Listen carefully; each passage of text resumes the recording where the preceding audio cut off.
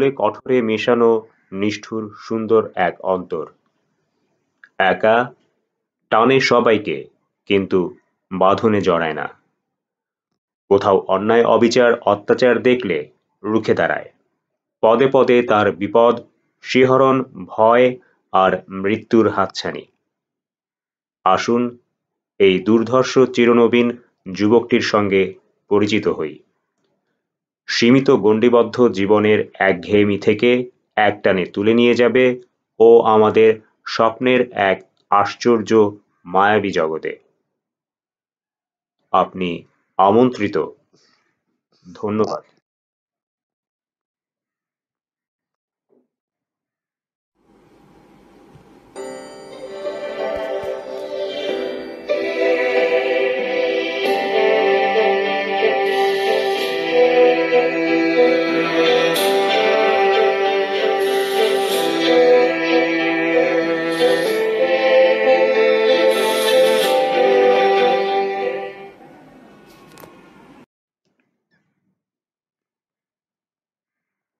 Mafia. হেরোইনে ছেয়ে গেছে দেশ। ঢাকা, চট্টগ্রাম, রাজশাহী, খুলনা, সিলেটে হু হু করে বেড়ে চলেছে মাদকাসক্তের সংখ্যা। নিয়ন্ত্রণের বাইরে চলে যাচ্ছে পরিস্থিতি। খবর পাওয়া গেল নিউ ইয়র্কের এক মাফিয়া ডন রয়েছে এর পেছনে। বাংলাদেশে বিরাট নেটওয়ার্ক তার কয়েক ডজন ডিলারের মাধ্যমে হেরোইন বাজারজাত করছে সে এ দেশে। ডিলারদের নামের তালিকা আর ডনের মাথা দুটোই চাই। অতএব ছদ্মপরিচয় নিয়ে বৈরুত ছুটল মাসুদ রানা। কায়দা করে ঢুকে পড়ল ডন পপাই প্র্যানজিনির দলে। একটু একটু করে কাজ গুছিয়ে এনেছে রানা। শেষ সময়ে পরিচয় ফাঁস হয়ে গেল ওর। তারপর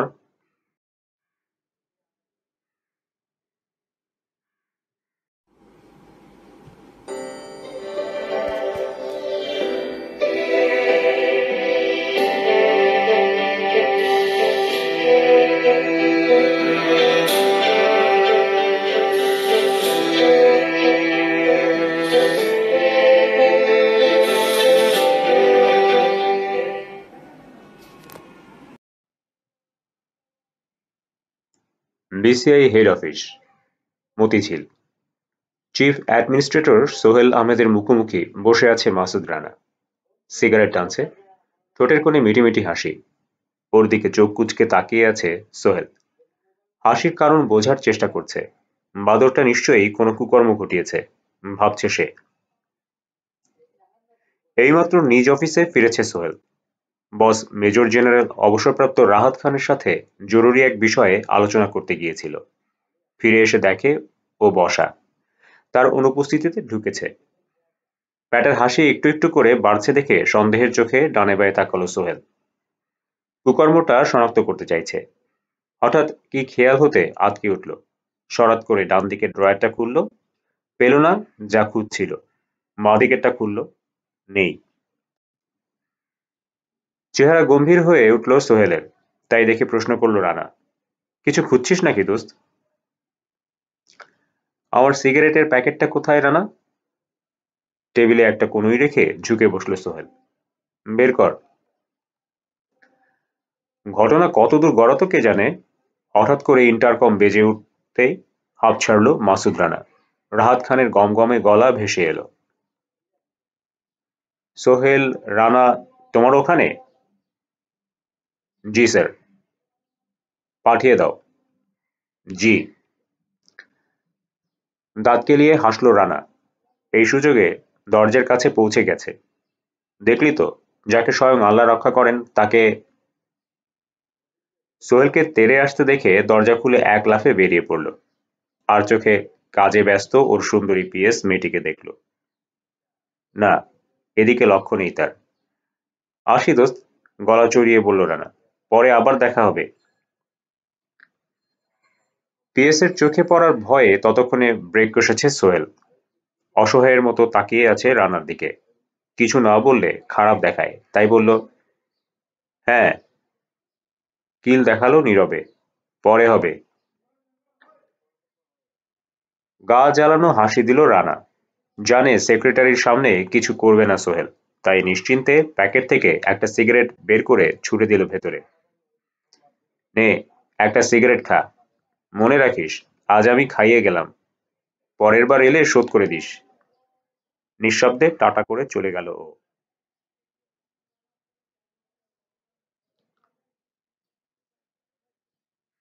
মেজর জেনারেলের পালিশ করা ঝকঝকে বন্ধ দরজার সামনে দাঁড়িয়ে দম নিল লম্বা করে। বুকের মধ্যে ছলকে উঠল রক্ত গরম। কেন কে জানে। এই দরজার সামনে এলে বৃদ্ধের মুখোমুখি হওয়ার কথা ভাবলেই এরকম হয় রানার। সব সময়। নক করল ও। এসো। দরজার উপরে নতুন বসানো স্পিকারের মাধ্যমে ভেসে এলো বৃদ্ধের জলদ গম্ভীর কণ্ঠ। মুখ তুলে জিনিসটা দেখল ও। আস্তে করে দরজা খুলল। ঘন ঘন পাইপ টেনে মুখের সামনে ধোঁয়ার আড়াল তৈরি করে রেখেছেন বৃদ্ধ। ওর মাঝেও তার চেহারায় উদ্বেগের ছাপ চিনতে ভুল হলো না রানার। নিশ্চয়ই গুরুতর কিছু ঘটেছে, ভাবল ও। দুশ্চিন্তায় আছেন। মুখ খুললেন না তিনি। পাইপ ইশারায় বসতে বললেন রানাকে। বসল ও। দুরু দুরু বুকে অপেক্ষা করছে।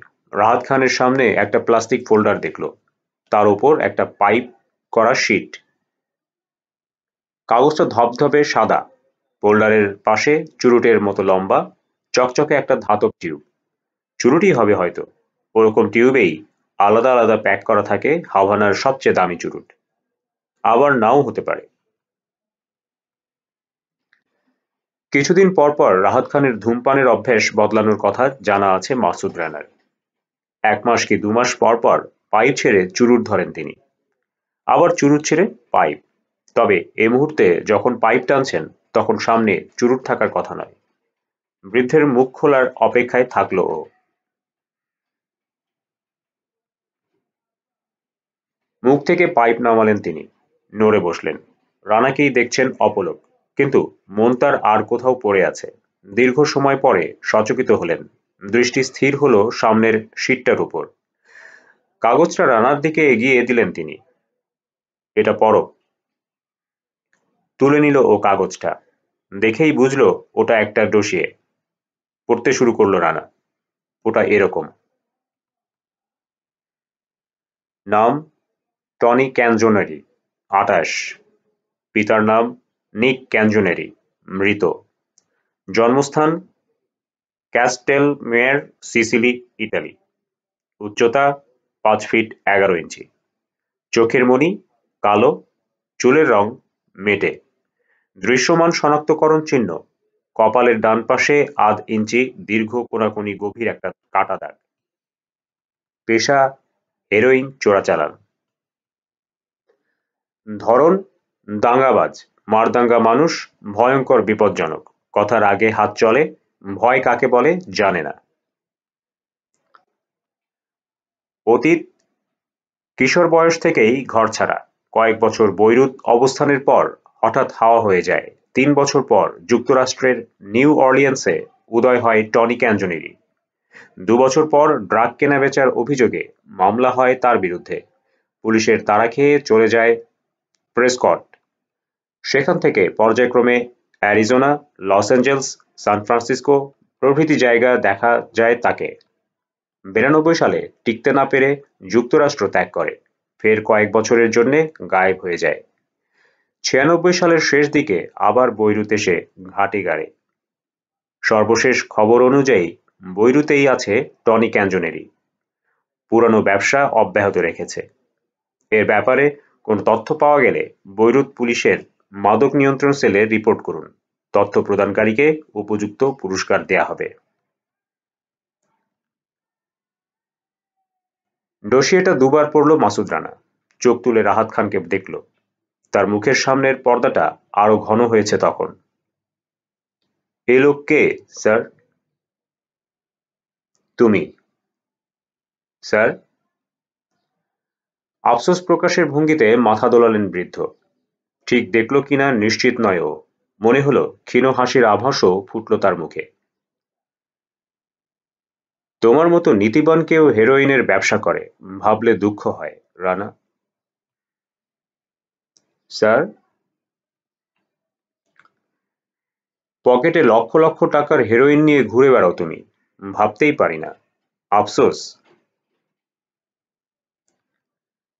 এইবার বুঝল রানা। মুচকি হাসল, কিছু বলতে যাচ্ছিল, হাত তুলে বাধা দিলেন মেজর জেনারেল। মিথ্যে সাফাই গেয়ে লাভ নেই, রানা। সেই চকচকে টিউবটা কাচের উপর দিয়ে গড়িয়ে দিলেন তিনি ওর দিকে। তুমি যখন বৈরুত ল্যান্ড করবে তখন এটা থাকবে তোমার পকেটে। কাজেই বুঝতেই পারছো কথাটা মিথ্যে নয়। বৈরুত পুলিশের এই ডোসিয়ে একদম সত্যি, এবং গত ৩ দিন থেকে এটা নিয়মিত ছাপিয়ে আসছে তারা ওখানকার সব বড় বড় খবরের কাগজে। কারো জানতে বাকি নেই এই কাহিনী। ফোঁস করে দম ছাড়ল ও। কি আছে এটার মধ্যে, স্যার?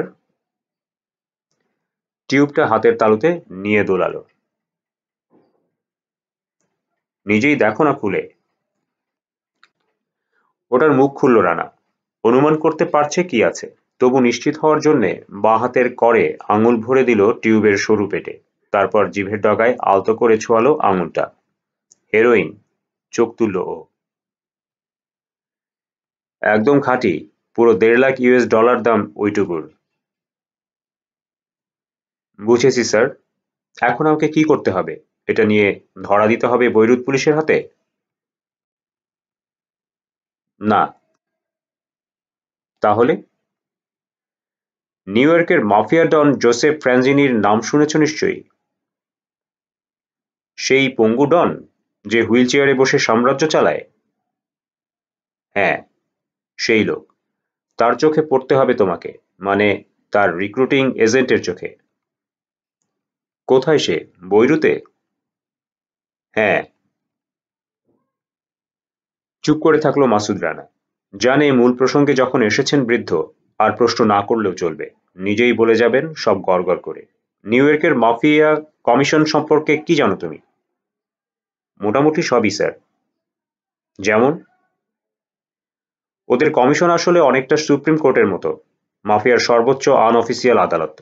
নিজেদের ভেতরের সমস্ত সমস্যা ওই কোর্টে সমাধান করতে হয় ওদের। নিউ ইয়র্কের ৭ জন সবচেয়ে বেশি প্রভাব ও বিত্তশালী ডন এই কমিশনের খুঁটি। সবাই যার যার পরিবারের মাথা। এরা সহজে একে অন্যের সাথে মিলিত হয় না। যখন এক পরিবারের সাথে অন্য পরিবারের খুব বড় ধরনের কোনো সংঘর্ষ বা সমস্যা দেখা যায়, তখন বৈঠকে বসে এরা, এবং সেই বৈঠকে সিদ্ধান্ত যেটাই হয় তাই মেনে নিতে হয় বাদী-বিবাদী পক্ষকে। এসব ব্যাপারে কমিশন অত্যন্ত কড়া। বিশ্বের সবচেয়ে বেশি ক্ষমতাশালী রুলিং বা গভর্নিং বোর্ড যতগুলো আছে, অফিসিয়ালি তাদের কোনোটার চাইতে কোনো অংশে কম নয় মাফিয়া কমিশন। না ক্ষমতার দিক থেকে, না টাকাকড়ির দিক থেকে। সমষ্টিগত কোনো সমস্যা দেখা দিলেও একজোট হয়ে তা কাটানোর চেষ্টা করে কমিশন। মাফিয়া পরিবারগুলোর কার্যক্রম বলতে গেলে তারাই পরিচালনা করে। যেমন অমুক পরিবারের ব্যবসার চৌহদ্দি বেঁধে দেয়া, তমুক পরিবারের সুবিধের জন্য প্রশাসনের সুনজর কেনা, ইত্যাদি ইত্যাদি। নিজেদের সিদ্ধান্ত বাস্তবায়ন করার জন্যে প্রয়োজনে যত কঠোর নিষ্ঠুর হওয়া প্রয়োজন, ওতে বিন্দুমাত্র দ্বিধা করে না কমিশন। এই কমিশনই আসলে নিউ ইয়র্কের পরিবারগুলোকে শৃঙ্খলাবদ্ধ রেখেছে। দাপটের সাথে ব্যবসা করছে মাফিয়া। ২০ আর ৩০-এর দশকে মার্কিন সরকার প্রায় ধ্বংস করে দেয় এদের। তারপরও টিকে যায় মাফিয়া। সব এই কমিশনেরই কল্যাণে। কমিশনের যে কোনো রায় মাফিয়া পরিবারগুলোর সদস্যদের কাছে অনেকটা পবিত্র ধর্মগ্রন্থের বাণীর মতো। বিনা ওজরে মাথা পেতে মেনে নেয় প্রত্যেকে। থামল ও। আরো কিছু তথ্যের আশায় নিজের স্মৃতির ভাণ্ডার হাতড়াল। মনে পড়ল না। গুড। মুখ খুললেন রাহাত খান।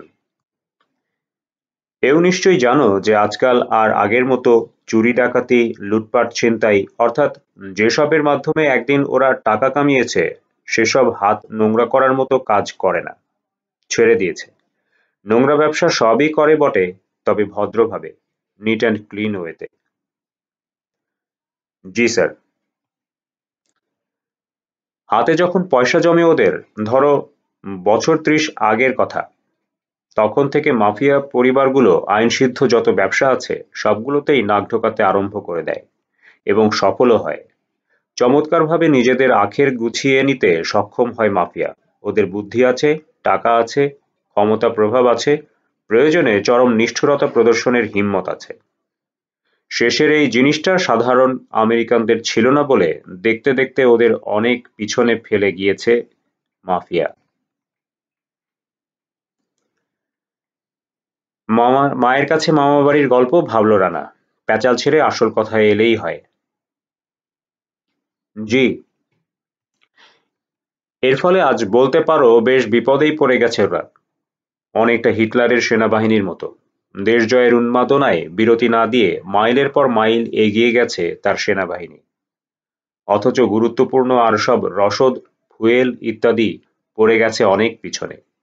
এগোবার সময় খেয়াল ছিল না। যখন সৈনিকরা খিদেয় কাতর, তেলের অভাবে গাড়ি চলে না, শত্রু অতর্কিত হামলা চালিয়ে নিশ্চিহ্ন করে দিয়েছে জার্মান বাহিনীকে। অনেক ফ্রন্টেই ঘটেছে এ ঘটনা। তেমনি মাফিয়া যতই আইনসিদ্ধ ব্যবসার সাথে নিজেদের জড়িয়েছে, ততই নিজেদের অতীত নিষ্ঠুরতার ধার হারিয়েছে। ভোঁতা হয়ে গেছে ওদের ছুরি। অর্থ আগের চাইতে হাজার গুণ বেশি আছে মাফিয়ার, প্রভাবও আছে, কিন্তু অর্গানাইজেশন পরিচালনা করার আগের সেই দক্ষতা নেই। সমস্যায় আছে মাফিয়া। সমস্যা? কিন্তু স্যার, আমার জানা মতে বর্তমানে আমেরিকায় অর্গানাইজড ক্রাইম অতীতের সমস্ত রেকর্ড ভঙ্গ করেছে। করেছে। ওপর নিচে মাথা দোলালেন রাহাত খান। তাহলে? তুমি নিজেই বললে অর্গানাইজড ক্রাইম, মাফিয়া ক্রাইম নয়। আসল কথা হচ্ছে, আজকাল মাফিয়ার সেই একচ্ছত্র আধিপত্য নেই। ধীরে ধীরে তাদের অতীতের ক্ষেত্রগুলো দখল করে নিচ্ছে স্প্যানিশ, পুয়ের্টো রিকানস, চিকানোজ, কিউবানরা। এরা একজোট হয়ে ভঙ্গ করছে মাফিয়ার সমস্ত অতীত রেকর্ড। জি, বুঝেছি। কিছু কিছু ক্ষেত্রে এদের হাতে প্রচুর মার খেতে হয়েছে মাফিয়াকে।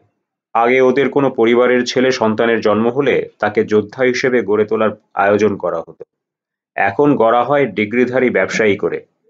প্রয়োজনের সময় স্বভাবতই এরা অস্ত্র ধরতে পর্যন্ত পারে না। লড়াই করা তো অনেক পরের কথা। এসব সমস্যার কথা ভেবে আবার আগের দিনে ফিরে যেতে চাইছে মাফিয়া। গত ১ বছরে এ ব্যাপারে কয়েকবার বৈঠকে বসেছে কমিশন। সিদ্ধান্ত পাশও করেছে। এখন চলছে ওদের রিক্রুটিং। নিউ ইয়র্কের প্রতিটি মাফিয়া পরিবার নিজেদের জন্য দুর্ধর্ষ সেনাবাহিনী গড়ে তোলার কাজে ব্যস্ত এই মুহূর্তে। নড়েচড়ে বসল মাসুদ রানা। কয়েক জায়গায় রিক্রুটিং ক্যাম্প বসিয়েছে ওরা। খবর পৌঁছে গেছে জায়গা মতো। সিসিলি থেকে দলে দলে বেরিয়ে আসছে অল্পবয়সী বেপরোয়া ব্যান্ডিটোরা। বাপদাদারা অতীতের যেভাবে দল চালিয়েছে, কমিশন তাই করতে চাইছে আবার নতুন করে। থামলেন রাহাত খান। নিভে যাওয়া পাইপ থেকে পোড়া তামাক ফেলে নতুন করে ভরলেন। যথেষ্ট সময় নিয়ে ধরালেন। মাফিয়া পরিবারগুলোর প্রথম লক্ষ্য হচ্ছে নতুন এই অর্গানাইজড ক্রিমিনালদের শায়েস্তা করা, তারপর হারানো গৌরব পুনরুদ্ধার করা। কাজটা ওরা কিভাবে করছে স্যার? আবার হাসির আভাস ফুটে উঠল রাহাত খানের মুখে। বেশিরভাগ পরিবার তোমার জন্মস্থান সিসিলির ক্যাসেলমেওয়ার থেকে লোক রিক্রুট করছে। ওখান থেকে বোটে করে পাঠিয়ে দিচ্ছে নিকোসিয়া, তারপর বৈরুত, সেখান থেকে বিভিন্ন পথে যুক্তরাষ্ট্রে নিয়ে যাওয়া হচ্ছে তাদের। তাহলে বৈরুতে কোনো নিয়োগ হচ্ছে না? হচ্ছে। ওখানেও আছে একটা রিক্রুটিং সেন্টার, কমিশনের অন্যতম সদস্য জন জোসেফ প্র্যাঞ্জিনির। বাংলাদেশে বর্তমানে হেরোইন আসক্তের সংখ্যা সম্পর্কে কতটা জানো তুমি? মোটামুটি স্যার। ভয়াবহ অবস্থা। পত্রপত্রিকায় যা ছাপা হচ্ছে আজকাল, তাতে মনে হয় দেশে হঠাৎ করে সহজপ্রাপ্য হয়ে গেছে হেরোইন। দামও কমেছে। যারা বিকল্প নেশা করত, জরিপে নাকি দেখা গেছে তারা আবার হেরোইনের দিকে ঝুঁকেছে। নতুন আসক্তের সংখ্যা দিন দিন বাড়ছে আশঙ্কাজনক হারে। ঠিক। পুলিশ সহ অন্যান্য গোয়েন্দা সংস্থার সূত্র মতে হঠাৎ করে দেশে হেরোইনের আমদানি খুব বেড়ে গেছে। কিছু লোক কয়েক মাস আগে পর্যন্ত যাদের চাকরি ব্যবসা কিছুই ছিল না, পত্রিকা অফিসের দেয়ালে সাঁটা পত্রিকার আবশ্যক কলাম পড়ে দিন কাটাতো, এমন অনেকে রাতারাতি আঙুল ফুলে কলা গাছ হয়ে গেছে, কোটি কোটি টাকার মালিক বনে গেছে। এরা অনেকেই এখন সমাজে গণ্যমান্য ব্যক্তি। মোটা অঙ্কের চাঁদা দেয় তারা রাজনৈতিক দলগুলোকে, বিনিময়ে ওরা তাদের প্রোটেকশন দেয়। হ্যাঁ, তিক্ত কণ্ঠে বলল রানা। আমাদের দেশের এই ছবিটা আর কোনোদিন বোধহয় বদলাবে না। এবার বদলাবে, দৃঢ় আস্থার সাথে বললেন রাহাত খান। নিশ্চয়ই বদলাবে, সময় হয়েছে। কি করে? চ্যালেঞ্জের সুর ফুটল রানার কণ্ঠে। ক্ষমতাসীন বা বিরোধী সব দলই সমান আমাদের। এদের জন্য দীর্ঘ ২৬ বছরে এক পাও এগোতে পারেনি দেশ, বরং পিছিয়েছে, ক্রমে আরও পেছচ্ছে। জানি, তবে অন্তত একটা ছবি যে এবার বদলাবে সেই বিষয়ে আমার কোনো সন্দেহ নেই।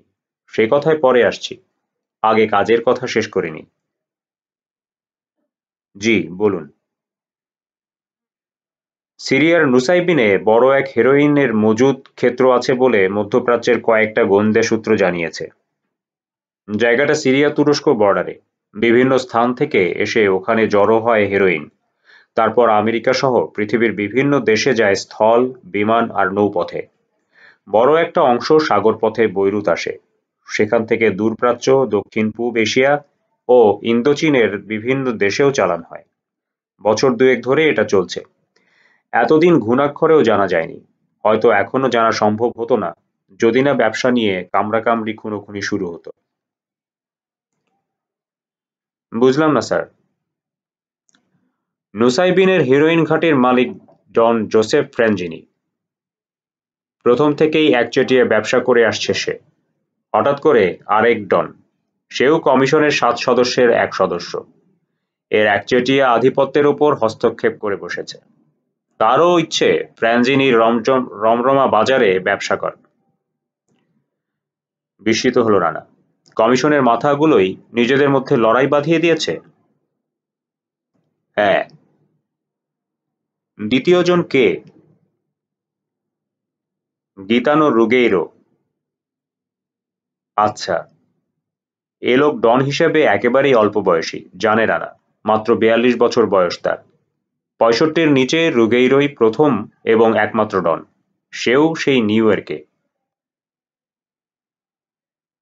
হ্যাঁ, রুগেইরোকে খাবলা বসানোর জন্য দোষ দিয়ে লাভ নেই। আরও আগেই নিউ ইয়র্কে কোণঠাসা হয়ে পড়েছে সে নতুন গজিয়ে ওঠা ক্রিমিনালদের হাতে। ফ্র্যাঞ্জিনিও তাই।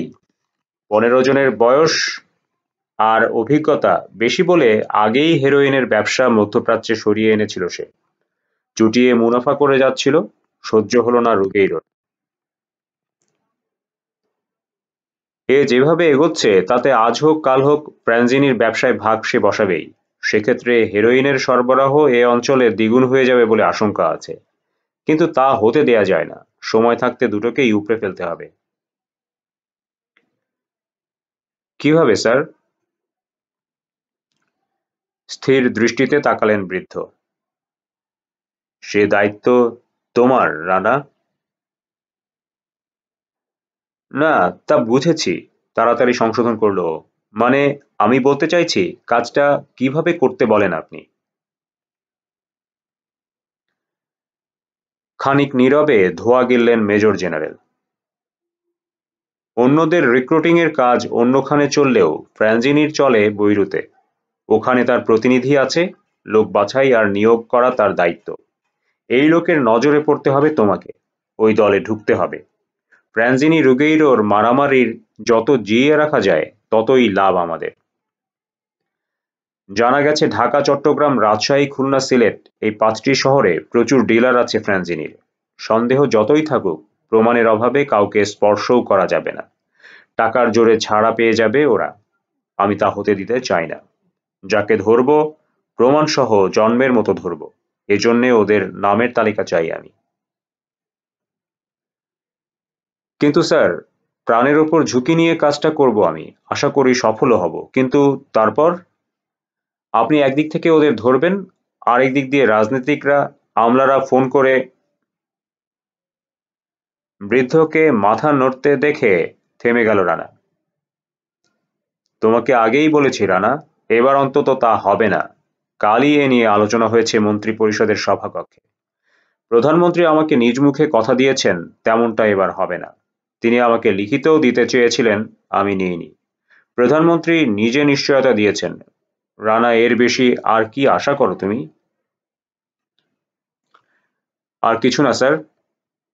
তার মুখের কথা যথেষ্ট, চাইতেও বেশি। আরও আছে। কাল অনেক রাতে স্বরাষ্ট্রমন্ত্রীকে নিয়ে মিন্টো রোডে গিয়েছিলাম আমি। কেন জানো? বিরোধী দলীয় নেত্রীর সাথে দেখা করতে। হ্যাঁ। সব শুনে তিনি কি বলেছেন অনুমান করতে পারো? চোখে প্রশ্ন নিয়ে তাকাইয়ে থাকলো রানা।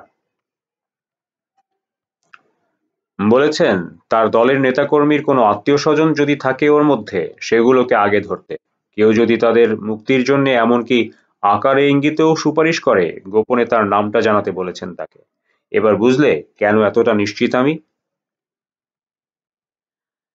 জাতির স্বার্থে অন্তত এই একটি ব্যাপারে দুই নেত্রী এক হতে পেরেছেন জেনে আনন্দে বুক ভরে উঠল রানার। অন্যান্য সমস্যার ক্ষেত্রেও যদি এরা এক হতে পারতেন। যদি আমার মৃত্যু না হয় স্যার, খুব শিগগিরই সে তালিকা হাতে পেয়ে যাবেন। গম্ভীর হয়ে গেলেন রাহাত খান। মৃত্যুর কথা ভুলে যাও রানা। দেশের জন্য এখনো অনেক কিছু করা বাকি আছে তোমার। কোনো প্রশ্ন?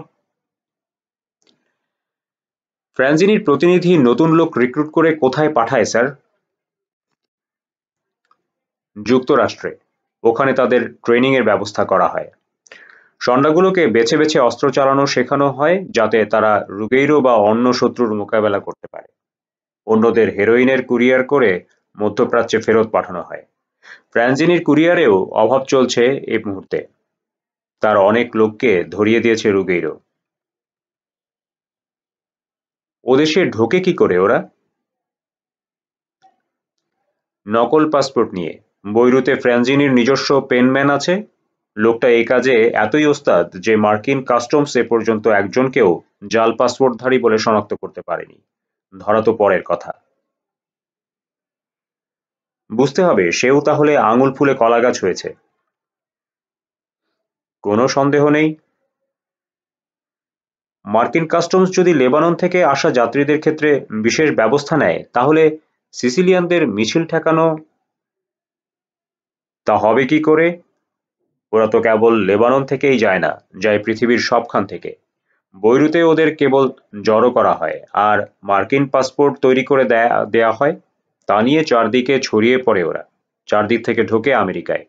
তাছাড়া বেশিরভাগই আসে রিটার্ন চার্টার ফ্লাইটে। ওর এরপর কাস্টমসের তেমন একটা নিয়ন্ত্রণ নেই। আর জাহাজে চড়ে প্রবেশ তো অহরহই ঘটছে। নৌপথেই বেশি ঢোকে ওরা।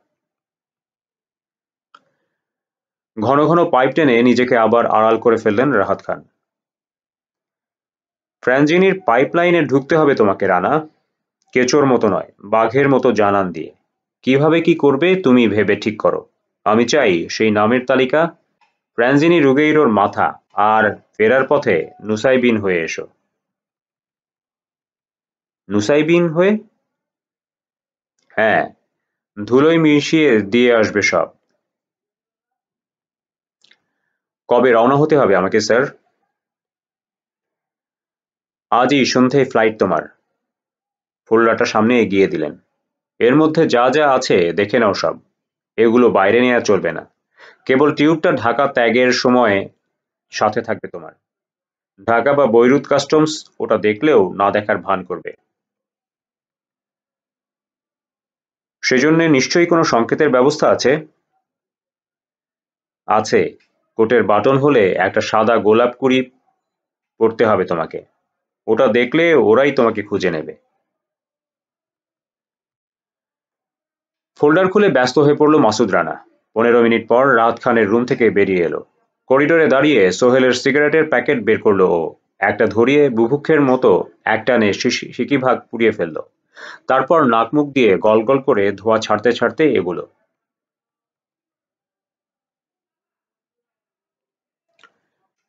দুদিন আগের কথা। মন্ত্রিপরিষদের মিটিং কক্ষে জরুরি বৈঠক বসেছে। প্রধানমন্ত্রী, স্বরাষ্ট্রমন্ত্রী, স্বরাষ্ট্র সচিব, মাদকদ্রব্য নিয়ন্ত্রণ অধিদপ্তরের সচিব, উপসচিব এবং পুলিশ, ডিএসবি, এনএসআই ও অ্যান্টি করাপশন ব্যুরোর প্রধানরা উপস্থিত বৈঠকে। এছাড়া আছেন প্রধানমন্ত্রীর একান্ত বিশ্বস্ত 2 সিনিয়র মন্ত্রী আর তার প্রেস সচিব। রুদ্ধদ্বার বৈঠক চলছে। সবার চেহারায় গভীর দুশ্চিন্তার ছাপ। ঘাড় গোজা করে যার যার সামনের ফাইল দেখায় ব্যস্ত তারা।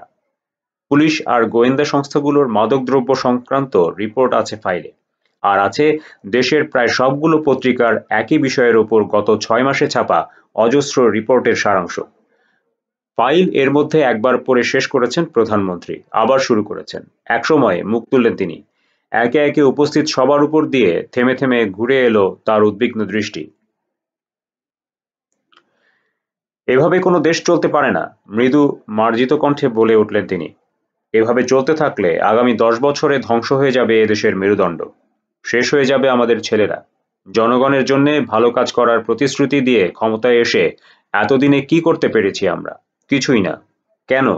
আমাদের লোকবলের অভাব, সূত্রের অভাব, নাকি সৎ মানসিকতার অভাব? তর্জনী দিয়ে ফাইলে মৃদু টোকা দিলেন প্রধানমন্ত্রী। কেন আমরা একটু গভীরভাবে ভেবে দেখছি না যে এই মৃতরা আমাদেরই কারো না কারো সন্তান, ভাই? যদি তা ভাবতে পারি, তাহলে কেন আমরা ব্যর্থ হচ্ছি এদের গণ আত্মহত্যা ঠেকাতে? কেন আমাদের চোখের সামনে শয়ে শয়ে হাজারে হাজারে মরছে এরা? এভাবে আর কতদিন চলবে? মুখের সামনে হাত মুঠো করে মৃদু খুব করে কেশে উঠলেন স্বরাষ্ট্রমন্ত্রী। প্রধানমন্ত্রীর দৃষ্টি আকর্ষণ করতে চাইছেন। সফল হলেন, ঘুরে তাকালেন প্রধানমন্ত্রী। মাননীয় প্রধানমন্ত্রী, এইসব ড্রাগ, বিশেষ করে হেরোইনের যারা ডিলার, তাদের খুঁজে বের করার কাজে এতদিন ব্যস্ত ছিল আমাদের প্রতিটি গোয়েন্দা সংস্থা। সবার পরিচয় আমরা পেয়েছি এমন দাবি করছি না, তবে শতকরা 60 জনকে যে শনাক্ত করা সম্ভব হয়েছে তাতে কোনো সন্দেহ নেই। তারপর সবচেয়ে উদ্বেগের কথা, মাননীয় প্রধানমন্ত্রী, গত 1 বছরে দেশে হেরোইন ডিলারের সংখ্যা অস্বাভাবিক হারে বেড়েছে। সবাইকে শনাক্ত করা গেছে? সবাইকে নয়, অনেককে। কোত্থেকে আসে এদের মাল? মধ্যপ্রাচ্য থেকে, বিশেষ করে বৈরুত থেকে। এদেশি ডিলাররা রাতারাতি কোটিপতি বনে গেছে। বাড়ি গাড়ি, ব্যাংকে মোটা টাকা, কোনোটারই অভাব নেই এদের। এদের ধরা হচ্ছে না কেন? হেলান দিয়ে বসলেন প্রধানমন্ত্রী। প্রমাণের অভাব, মাননীয় প্রধানমন্ত্রী। আজ এই মুহূর্তে তাদের অনেককে আটক করতে পারি আমরা, কিন্তু আদালতে মামলা গেলেই জামিন পেয়ে যাবে সবাই। আসল কাজ কিছুই হবে না। বিশেষ ক্ষমতা আইনে বা 54 ধারা মোতাবেক কাজটা করা যায় কিনা তাও ভেবেছি।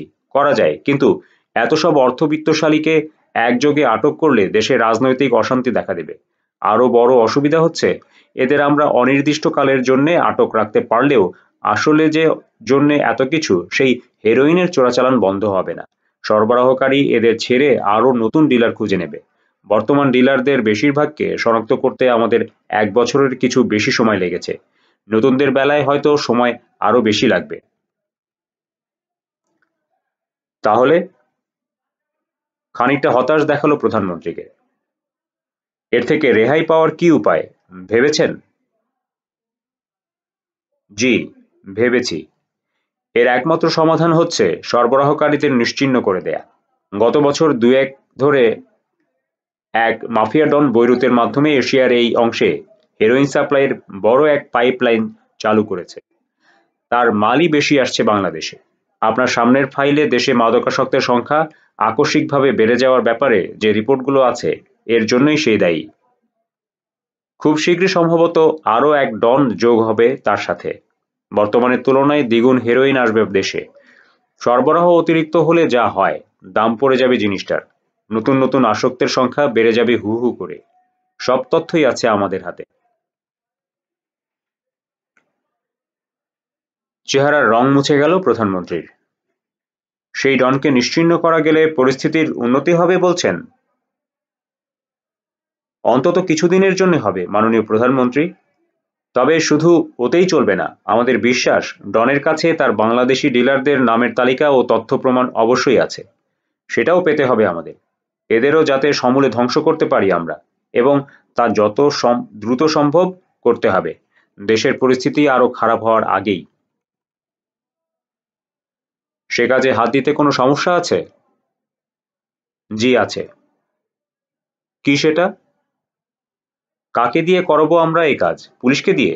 পুলিশের আইজির ওপর দিয়ে ঘুরে এলো স্বরাষ্ট্রমন্ত্রীর দৃষ্টি। পুলিশ বাহিনীর ওপর পূর্ণ আস্থা রেখেই বলছি, তাদের দ্বারা এই কাজ সম্ভব নয়। হাজারটা ছিদ্র আছে আমাদের পুলিশ বাহিনীতে। তারা দুপা এগোবার আগেই খবর লিক হয়ে যাবে। নিউ ইয়র্ক পর্যন্ত পৌঁছাতেও সময় লাগবে না। এনএসআই, এসবি, ডিএসবি বা অ্যান্টি কারাপশনকে দিয়ে হয়তো করানো যায়, কিন্তু এ কাজের জন্য যে ধরনের মানুষ প্রয়োজন তা এই মুহূর্তে এদের কারো হাতে নেই। এই কাজ যে করবে তাকে হতে হবে রুথলেস এবং দুর্দান্ত সাহসী। পাথরের মতো হতে হবে তার অন্তর। এরকম একজনও নেই আমাদের? আছে মাননীয় প্রধানমন্ত্রী। একটিমাত্র সংস্থা আছে সে ক্ষমতা। যদিও এ কাজ তাদের নয়, তাছাড়া ওটা আমাদের অধীনেও নয়। আপনি বিসিআই এর কথা বলছেন? জি, ওদের চিফ মেজর জেনারেল রাহাত খানের সাথে আজ কথা বলেছি আমি। কিন্তু কি? সরকারের অনুরোধে এ ধরনের কাজ করতে নেমে অতীতে অনেক তিক্ত অভিজ্ঞতা হয়েছে বিসিআই এর।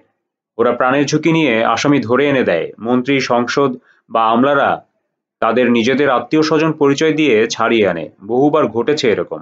তাই ওরা তেমন আগ্রহী নয়। আপনি মেজর জেনারেলকে আসতে অনুরোধ করুন। আমি প্রয়োজনে তাকে লিখিত দেব যে এবার সে ধরনের কিছু ঘটবে না। তাহলে নিশ্চয়ই। হাসি ফুটল স্বরাষ্ট্রমন্ত্রীর মুখে। সেক্ষেত্রে অবশ্যই রাজি হবেন তিনি। শত হলেও এ দেশটা তারও। দেশ গড়ার পেছনে প্রচুর অবদান রয়েছে মেজর জেনারেলের। দেশের স্বার্থে এ কাজ অবশ্যই করবেন তিনি। পকেট থেকে মোবাইল ফোন বের করে রাহাত খানের নম্বর পাঞ্চ করতে শুরু করলেন তিনি।